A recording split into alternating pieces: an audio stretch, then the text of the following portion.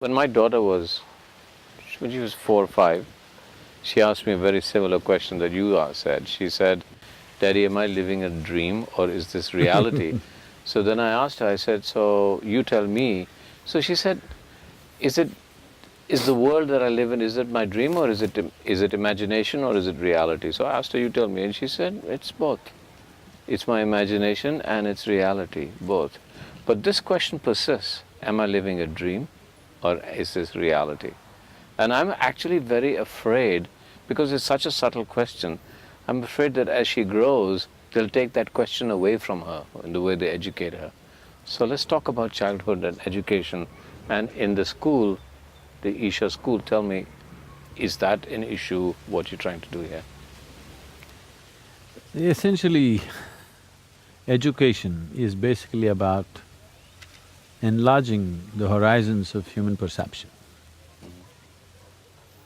But unfortunately today, slowly education has shifted into a mode where people believe is about enforcing information, heaps of information. Information is useful, is it's useful in a certain way, but it's not going to make your life. It'll earn you a living.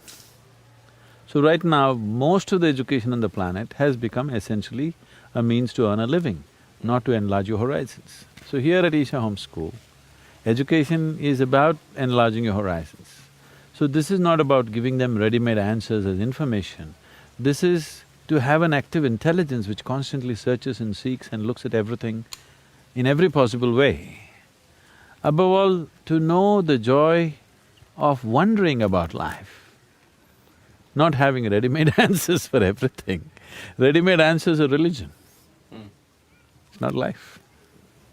And so the question everybody's going to ask you is, in this highly competitive world, are you saying that they'll come out non-competitive, or they will have such awareness that they'll become even more, their ability to deal with this world will be more precise?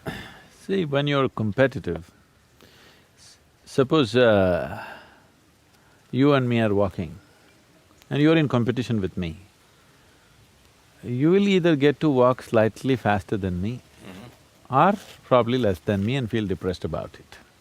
If you walk little faster than me, you are going to be thinking you've reached the peak of your life. If you fall behind me, you'll feel depressed that you can't walk as fast as me.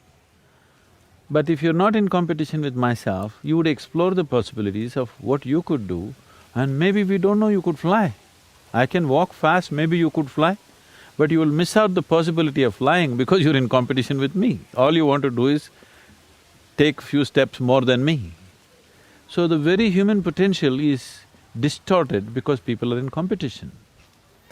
Right now people believe that you will not propel yourself to your fullest if you're not in competition, which is a very false idea. It's a very, very false idea. We have cultivated that in societies, that you believe you will not reach your full potential unless you're in competition, not at all true. Actually, only when a human being is in a very extended periods of joyfulness, blissfulness, he will stretch himself to the limits and do what he could do to the fullest.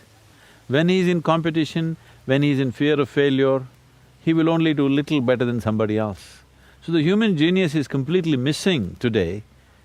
You're destroying the human genius through the process of education, teaching competition. It's all about getting 2 marks more than the one who's sitting next to you. Yeah. And in this mode of competition, only one can win, all others are losers. Yeah. Isn't it? It's a horrible way to create a society. What I'm saying is the gardener in this school is as important for us as the headmistress of the school. So that's what the children are constantly perceiving. We are not saying these things as philosophies, but that's the atmosphere that is set.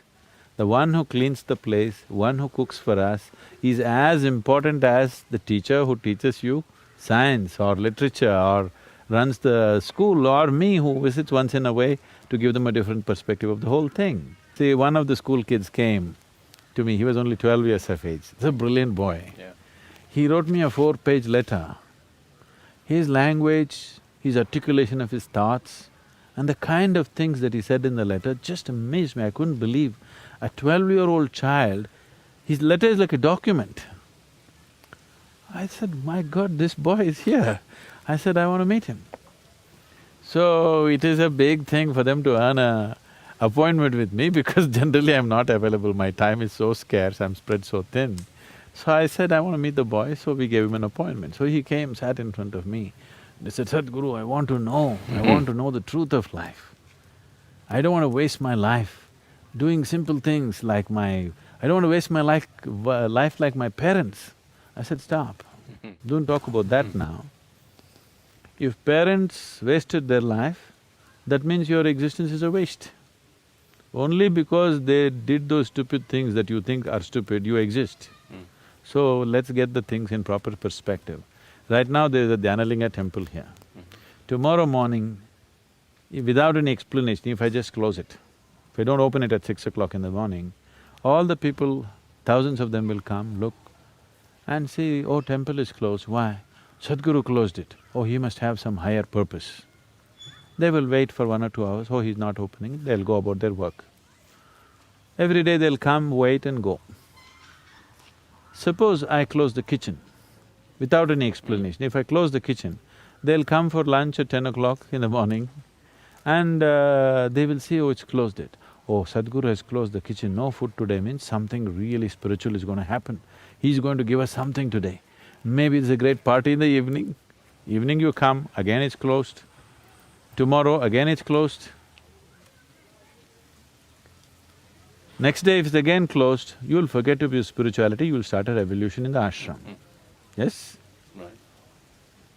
Suppose without any explanation, I shut down all the toilets in the ashram. Within 2 hours there'll be a revolution. So I asked him, tell me which is more important, temple or toilet? He said, that's it. Once you put one above the other, you are not going to know anything in this world. Your whole perspective is distorted. So that is the basis of competition, trying to put one above the other. Once you make one thing bigger than the other, one thing small, one thing big, one thing high, one thing low, one thing divine, another thing filthy, then you miss the whole point of existence. So the essence of education is to enhance your perception in such a way that you are able to perceive a blade of grass being as important as the coconut tree. Is not less important, it's different, that's all.